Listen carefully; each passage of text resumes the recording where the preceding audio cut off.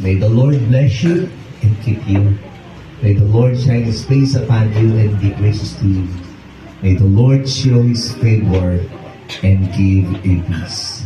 May the love of the Father, the blessings of the Lord Jesus Christ, and the sweet anointing, leading, blessing of the Holy Spirit be upon your life beginning today and all the days to come.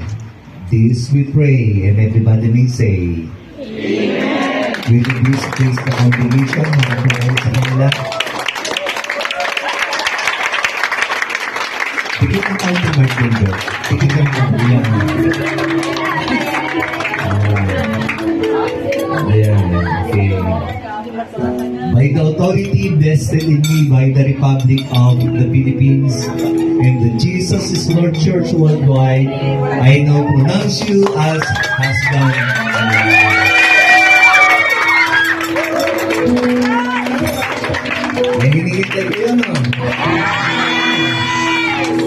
Tumigilin po kasi ako pagkaganyan. Alright!